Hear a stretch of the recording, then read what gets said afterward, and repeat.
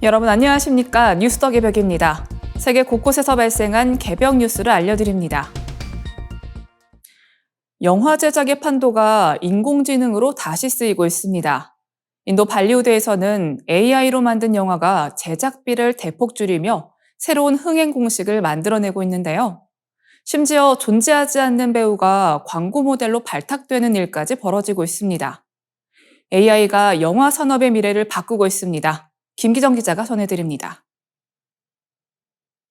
영화 제작 환경이 인공지능 기술의 도입으로 유례없는 대변혁의 시기를 맞이하고 있습니다.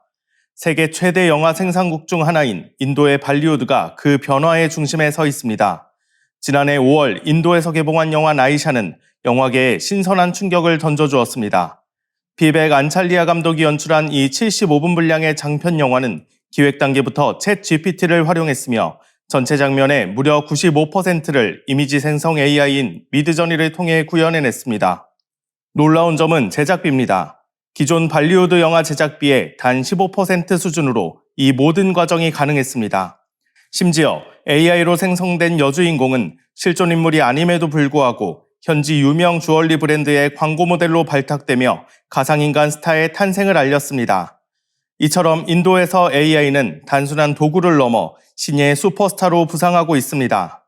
시장조사 기관에 따르면 인도 미디어 및 엔터테인먼트 분야의 생성형 AI 시장 규모는 2024년 196억 달러에서 2035년에는 7,128억 달러, 우리 돈으로 약 1,061조 원 규모까지 급성장할 것으로 전망됩니다. 현지 매체들은 현재 20% 미만인 AI 활용 제작자 비중이 3년 내로 절반까지 확대될 것으로 내다보고 있습니다. 발리우드가 이토록 적극적으로 AI를 받아들이는 배경에는 경영상의 절박함이 깔려 있습니다.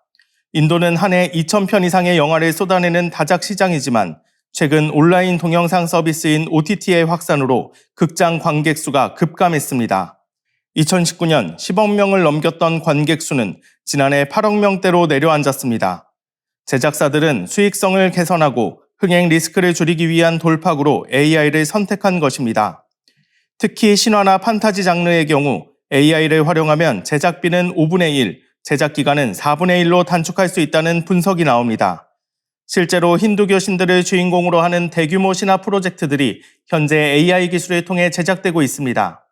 하지만 이러한 흐름은 미국 할리우드와는 상반된 모습입니다. 할리우드는 AI가 배우와 창작자의 일자리를 위협할 것을 우려해 강력한 규제를 도입하고 있습니다. 배우 조합과 감독 조합은 사전 동의 없는 디지털 복제나 AI 활용을 엄격히 제한하고 있으며 실제로 AI 확산으로 인해 엔터테인먼트 업계에서 약 20만 개의 일자리가 사라질 것이라는 암울한 전망도 나오고 있습니다. 반면 규제가 상대적으로 느슨한 인도는 파격적인 실험을 이어가고 있습니다. 과거 비극적인 영화 결말을 AI로 수정해 해피엔딩으로 바꾼 뒤 재개봉하여 흥행에 성공하는 사례까지 등장했습니다. 원작 감독의 동의 여부를 두고 논란이 일기도 했으나 상업적인 성과는 뚜렷했습니다. 상황이 이렇다 보니 구글과 엔비디아 같은 글로벌 빅테크 기업들도 규제 장벽이 낮은 인도 시장을 AI 영상 기술의 테스트베드로 삼기 위해 적극적으로 러브콜을 보내고 있습니다. 뉴스덕의 벽 김기정 기자입니다.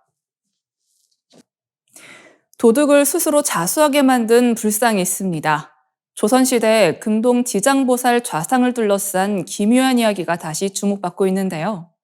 일본으로 반출된 뒤 불운이 이어지자 결국 되돌려보내라는 꿈을 꾸고 자수했다는 기록입니다. 이 불상이 처음으로 서울에서 공개됩니다. 오나혜지 기자가 전해드립니다. 조선 초기 제작된 인자한 미소의 불상, 고창 선운사의 금동 지장보살 좌상을 둘러싼 기묘하고도 영험한 이야기가 다시금 화제가 되고 있습니다. 평범해 보이는 외관 뒤에 숨겨진 놀라운 귀소 본능 설화가 네티즌들의 이목을 집중시키고 있는 것입니다. 보물 제279호로 지정된 이 불상은 현재 전북 고창군에 위치한 선운사에서 소중히 보관 중입니다. 하지만 이 불상이 오늘날 우리 곁에 남아있기까지는 90여 년 전 발생했던 긴박하고도 불가사의한 사건이 있었습니다. 사건의 발단은 일제강점기였던 1936년으로 거슬러 올라갑니다. 당시 일본인 절도범들은 선운사에 안치되어 있던 이 금동지장 보살 좌상을 몰래 훔쳐 일본으로 밀반출했습니다. 우리 문화유산이 타국으로 유실되는 비극적인 상황이었습니다. 그러나 불상을 소장하게 된 이들에게는 예상치 못한 시련이 닥치기 시작했습니다. 불상을 손에 넣은 직후부터 그들에게는 원인을 알 수 없는 불운과 악재가 꼬리에 꼬리를 물고 이어졌습니다. 단순한 우연으로 치부하기에는 그 현상이 매우 구체적이었습니다. 기록에 따르면 소장자들의 꿈속에 보살상이 직접 나타나 내가 있던 곳 전라도 고창으로 돌려보내라며 엄하게 꾸짖었다고 전해집니다. 처음에는 이를 대수롭지 않게 넘겼으나 이후 소장자들은 원인 모를 병을 앓으며 시름시름 앓기 시작했고 가세가 급격히 기우는 등 집안의 우환이 끊이지 않았습니다. 결국 초자연적인 두려움을 견디지 못한 도난범들은 범행 2년 만인 1938년 일본 경찰에 자수했습니다. 이후 선운사 스님들이 직접 일본으로 건너가 보살상을 무사히 모셔오면서 이 사건은 우리 문화재 환수사의 유명한 일화로 남게 되었습니다. 이러한 사연을 가진 금동지잘 보살 좌상을 포함해 선운사가 보유한 보물급 지장보살상 3점이 사상 처음으로 사찰을 떠나 서울 나들이에 나섭니다. 대한불교 조계종과 선운사는 7월 31일까지 서울 종로구 불교중앙박물관에서 특별전 도솔산 선운사 선에 들고 구름에 눕다를 개최한다고 밝혔습니다. 보물인 새 불상이 한자리에서 전시되는 것은 이번이 처음이라 학계와 불교계의 관심이 매우 뜨겁습니다. 이번 전시회에서는 금동 지장보살 좌상을 비롯해 국보 1건과 보물 11건 등 총 81건, 157점의 귀중한 성보들이 공개됩니다. 도둑들을 자수하게 만든 지장보살의 위엄을 직접 확인하려는 발길이 이어질 것으로 보입니다. 문화재에 깃든 영험한 정신과 우리 문화유산의 소중함을 되새기는 뜻깊은 자리가 될 전망입니다. 뉴스 더 개벽 오나혜지입니다. 우리가 매일 사용하는 생활용품이 오히려 건강을 위협할 수 있다는 경고가 나왔습니다. 향초와 디퓨저, 손상된 프라이팬까지 일상 속 물건들이 독성 물질을 만들어낼 수 있다는 분석인데요. 특히 잘못된 사용이나 혼합은 치명적인 독가스를 발생시킬 수도 있습니다. 무심코 반복해온 습관이 건강을 위협하고 있습니다. 김천군 기자가 전해드립니다. 가정 내에서 무심코 사용하는 생활용품들이 우리 몸의 기능을 저하시키고 치명적인 독성 물질을 생성할 수 있다는 전문가들의 강력한 경고가 나왔습니다. 서울대학교 병원 신경과 이승훈 교수와 고려대학교 화학과 이광열 교수는 최근 분석을 통해 인체에 해로운 영향을 미칠 수 있는 이른바 최악의 생활용품 리스트를 공개했습니다. 의사와 화학자 모두가 가장 위험한 등급으로 꼽은 물품은 바로 향초와 디퓨저입니다. 이승훈 교수는 인체 세포가 에너지를 만들기 위해 산소를 받아들인 페퍼의 특성에 주목했습니다. 페퍼는 혈액과 가스 교환을 위해 장벽이 매우 얇게 형성되어 있는데 향초에서 발생하는 미세한 화합물들이 이 얇은 장벽을 통해 순식간에 혈액으로 침투한다는 설명입니다. 이 교수는 향초를 사실상 향기만 나는 담배로 규정하며 가장 취약한 장기인 폐에 독성 물질을 직접 주입하는 것과 다름없다고 경고했습니다. 이광열 교수 역시 향기를 고정하기 위해 사용하는 프탈레이트 성분의 위험성을 지적하며 이것이 신경계를 자극해 두통과 편두통을 유발하는 핵심 원인이 된다고 밝혔습니다. 주방 환경 역시 안전지대가 아니었습니다.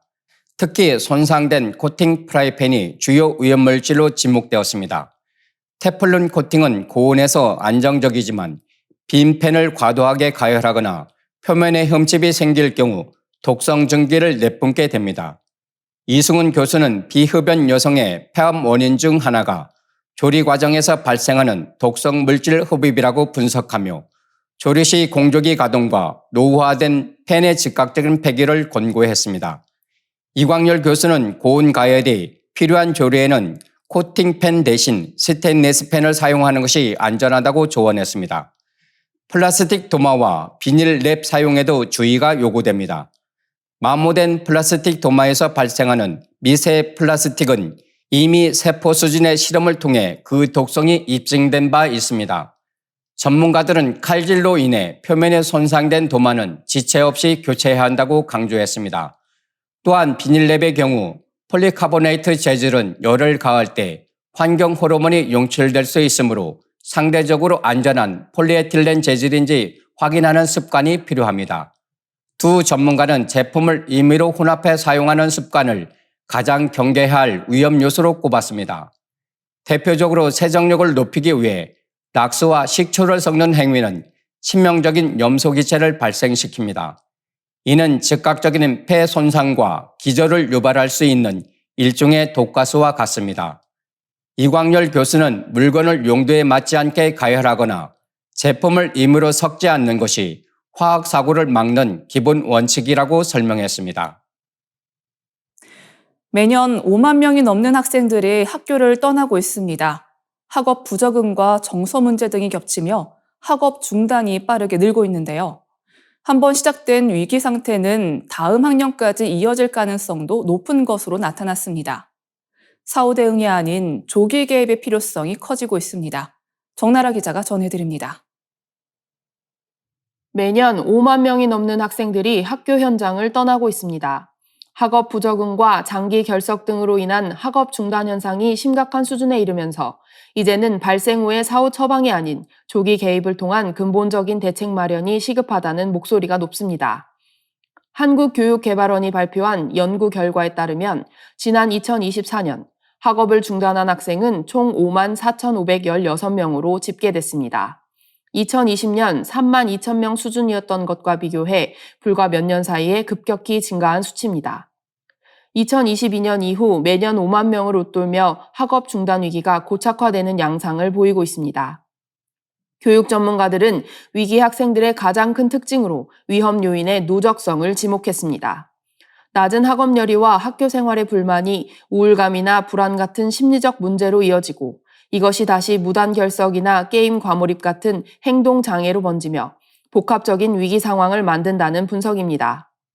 실제로 현재 고위기 상태에 놓인 학생이 1년 뒤에도 같은 상태를 유지할 확률은 학업 영역에서 53.3%에 달했습니다. 한 번 형성된 위기 징후가 개선되지 않고 다음 학년까지 그대로 이어질 가능성이 매우 높다는 점을 시사합니다. 주목할 점은 학생의 위기에 영향을 미치는 요인입니다. 객관적인 성적보다 학생 스스로 수업을 얼마나 이해하고 있는지가 위기 수준에 더 큰 영향을 미치는 것으로 파악됐습니다. 또한 가구 소득이 낮을수록 정서적 위기가 높은 경향을 보였으나 교사와의 유대관계는 이러한 위기를 완화하는 결정적인 보호막 역할을 하는 것으로 확인됐습니다. 그동안 학업 중단 숙려제 등 다양한 정책이 시행됐지만 현장에서는 문제가 터진 뒤 대응하는 사후 처방에 치우쳐 있다는 비판이 많았습니다. 학생 시절의 위기는 성인이 된 이후에도 장기적인 영향을 미치는 만큼 초기 징후를 빠르게 포착해 대응하는 예방 시스템 구축이 무엇보다 중요합니다.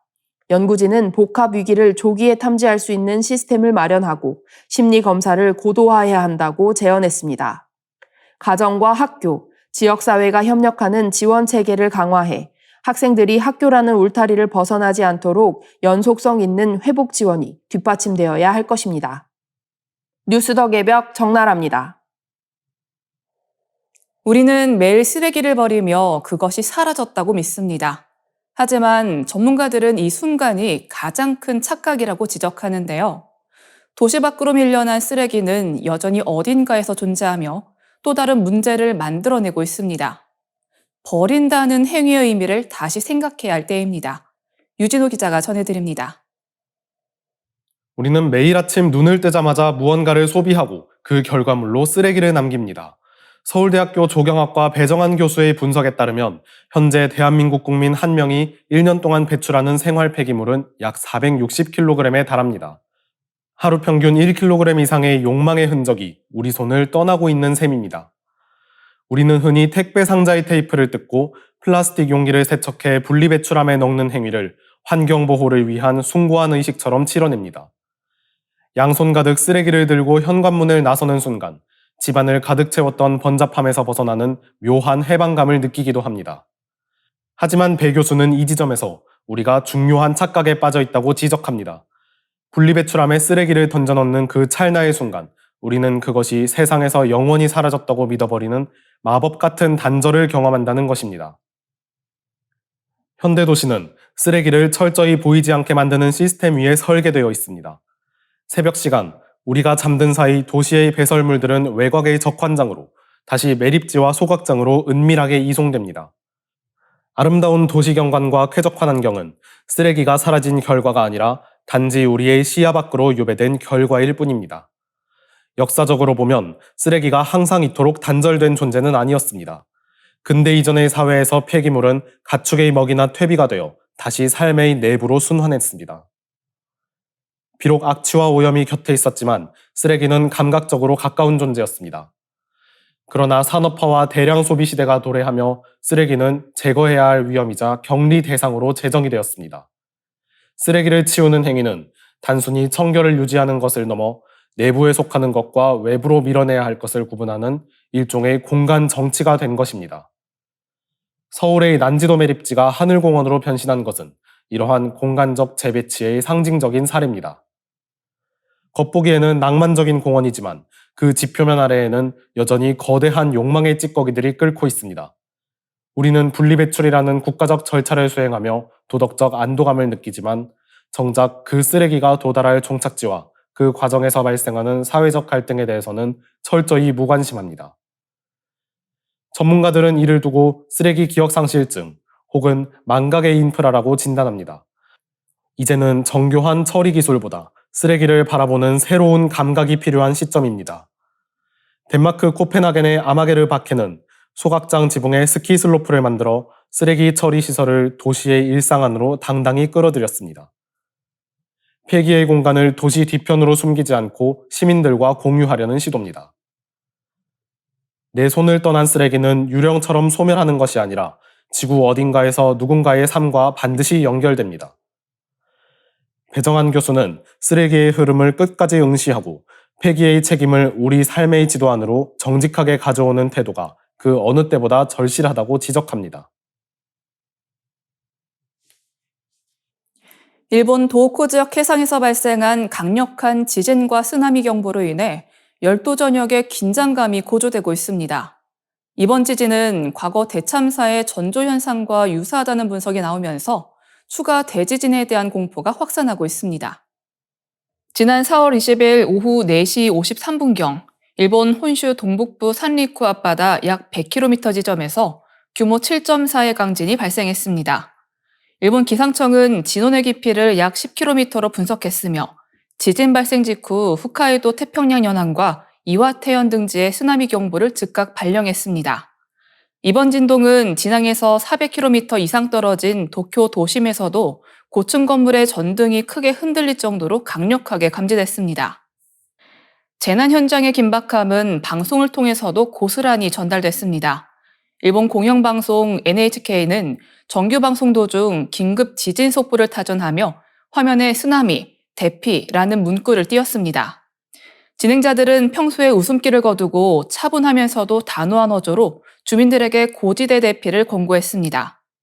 아오모리현 앞바다에서 관측된 지진의 여파로 현재까지 중상 2명을 포함해 6명의 인명피해가 확인됐으며 건물 39동이 파손된 것으로 집계됐습니다.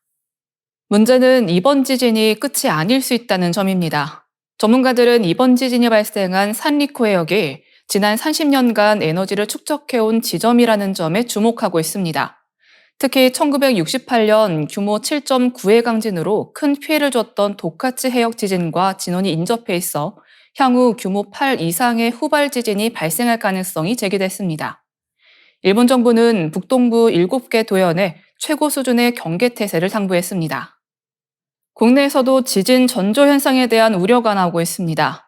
지난 4월 19일 부산 앞바다에서 수심 500m 아래에 사는 심해어인 돛돔 5마리가 한꺼번에 잡히는 희귀한 사례가 보고됐기 때문입니다.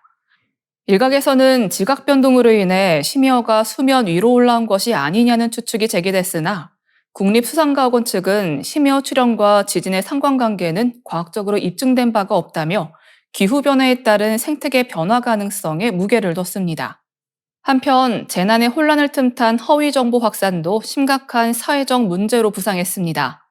일본에서는 지진 발생 직후인 20일부터 SNS상에서는 해양 탐사선이 지진을 일으켰다는 식의 인공 지진설이 6,000건 넘게 공유됐습니다.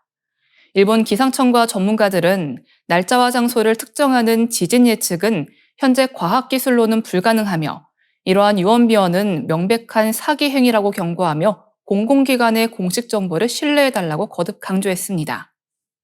대외적인 파장도 이어지고 있습니다. 주일본 중국 대사관은 지난 4월 22일 일본 내 잦은 지진과 후발 지진 위험을 근거로 자국민들에게 일본 방문을 자제할 것을 강력히 공고했습니다. 이는 최근 중일 관계 악화와 맞물려 양국 간 긴장을 더욱 심화시키는 요인이 되고 있습니다.